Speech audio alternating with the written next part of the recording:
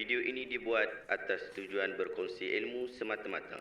Ia tidak dibuat untuk menghina atau menjatuhkan kredibiliti mana-mana pihak, organisasi atau jabatan.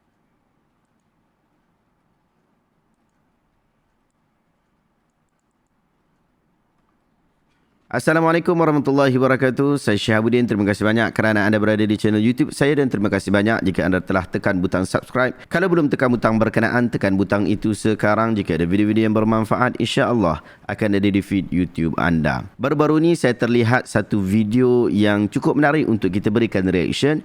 Jom kita tengok video berkenaan sama-sama. Raja Nur Erina, saya nak kamu nanti kamu dah sampai kat rumah, kamu dah ada kat rumah, kamu ambil nasi, kamu masak nasi.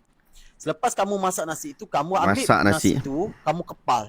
Kamu kepalkan nasi itu, okey. Selepas kamu kepalkan nasi itu, kamu kepal jadikan bulat tu, kamu letakkan di dalam gelas. Okey. Letakkan di dalam gelas. Lepas itu saya nak kamu letak air mineral. Air mineral, jangan letak air yang dibakar api air mineral. Air tak nak dibakar oleh api, tapi nak air mineral. Letak air mineral dalam setinggi biar hapuskan daripada Allahumma salli ala sayyidina Muhammad, daripada nasi yang kamu kepal tu. Kamu biarkan dekat luar dalam pukul 12 macam ni, pukul dah cantik dah, pukul 12 macam ni, kamu biar je sampai subuh. Biar air embun tu terkena pada air embun tu terkena pada gelas tu. Biar embun. Besok kamu pagi kamu buka selepas subuh, kamu tengok ada air embun lah. Kamu kacau je sekali biar dia sebati dengan embun. Lepas itu kamu ambil okey, masa tu kamu ambil, kamu hadap ke kiblat. Selepas hadap ke kiblat, saya nak kamu sentuhkan jari, baca surah Al-Fatihah 44 kali. Allahumma salli ala Muhammad. Lepas itu baca Auzubillahi minasyaitonirrajim. Bismillah. Izin saya tak boleh kongsi kat sini tapi saya syarekan kepada doa. Allahumma rabban nas azhibil basa isfi anta syafi la shifaha illa la shifaha illa la shifaha illa shifauka shifa Allah yu'adiu saqama shifa Allah yu'adiu saqama. Ulangkan doa itu sebanyak 7 kali. Masa kamu celup tu, kamu tiup setiap baca tiup. Selepas itu kamu jangan bangun, jangan duduk dalam keadaan biasa.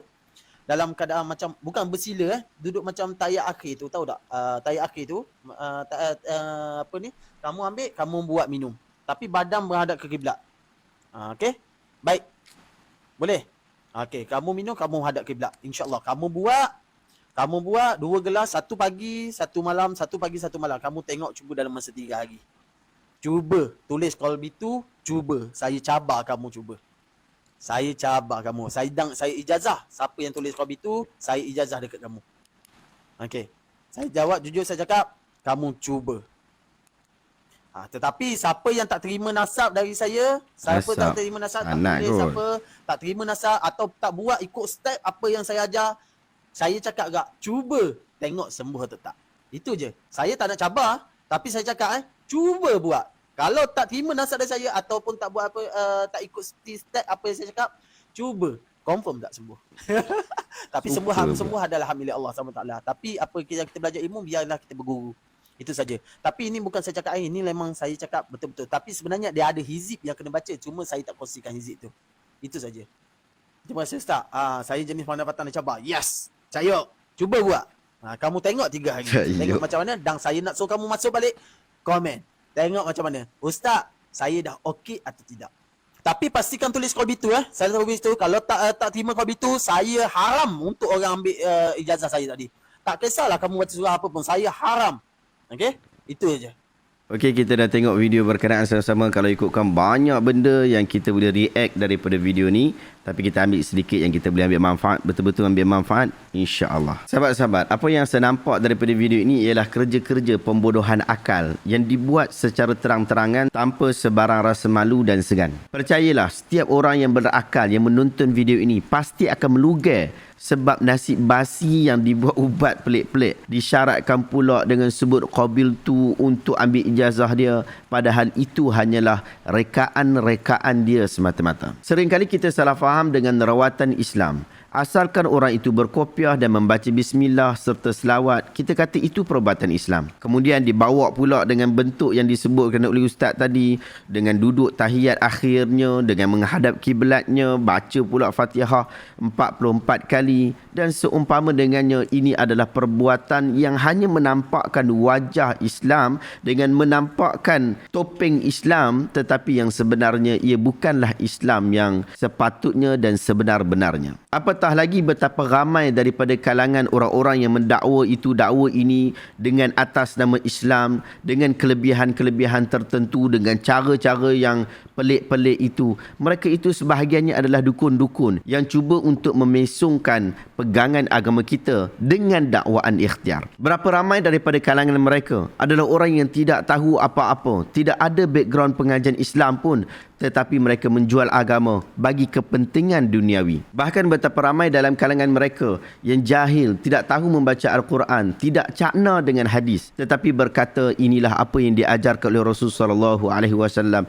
Inilah perubatan gaya Nabi, inilah perubatan gaya Islam, inilah ikhtiar cara Islam.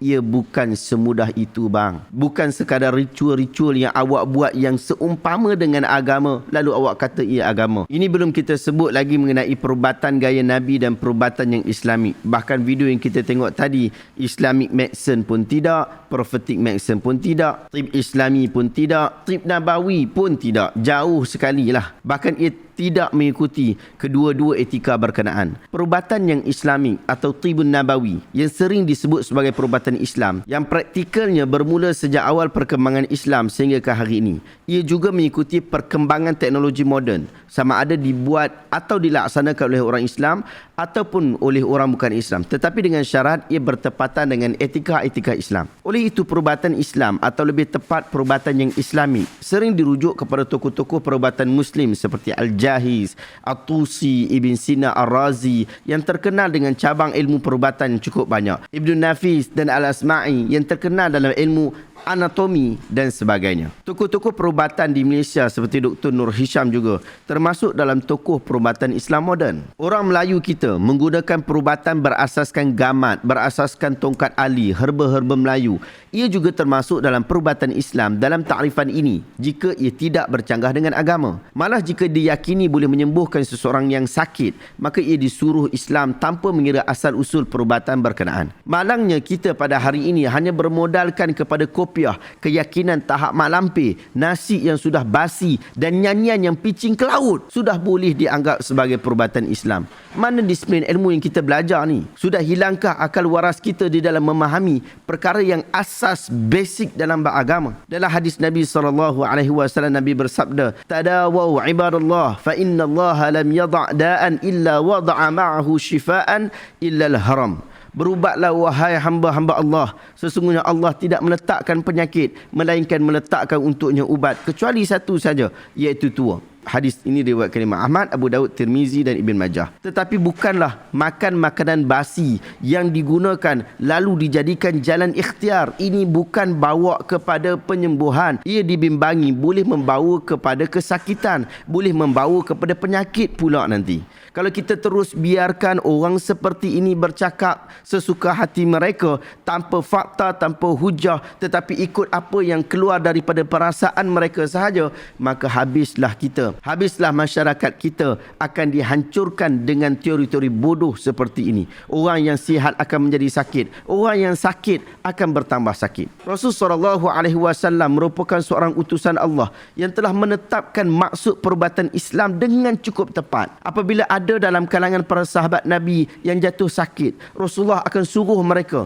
untuk bertemu dengan Al-Haris bin Kalada As-Saqafi, seorang doktor perubatan pada ketika itu. Dia bukan Islam, tetapi dia adalah doktor pakar pada ketika itu. Rasulullah sangat rasional, tetapi jika kita masih lagi percaya kepada perubatan-perubatan karut seperti ini, maka kita sangat jauh daripada kecerdikan yang hampir kepada kita tidak lain dan tidak bukan hanyalah kebodohan demi kebodohan. Adakah kita nak biarkan seperti ini, nak biarkan cara seperti ini, nak biarkan perangai seperti ini berterusan sehingga ke anak generasi kita akan datang, ataupun kita perlu untuk menghapuskannya dan kita mengangkat etika perubatan Islam yang sebenar-benarnya. Wallahu ta'ala alam. Sahabat-sahabat, adakah anda dapat sesuatu ilmu yang bermanfaat pada hari ini? Saya cadangkan anda untuk dapatkan buku Inilah Islam yang semestinya difahami. Buku ini boleh didapati di Shopee, di Lazada dan di website kita isantailmu.com, ataupun anda boleh terus datang ke Dewan MBSA Convention Center pada 1 Disember sehingga 11 Disember ini. InsyaAllah anda boleh dapatkan di situ di booth Santai Ilmu. InsyaAllah juga saya akan ada di sana dan kita boleh berjumpa, bersembang-sembang di sana. Terima kasih banyak sahabat-sahabat. Jumpa lagi pada video berikutnya. Assalamualaikum warahmatullahi wabarakatuh.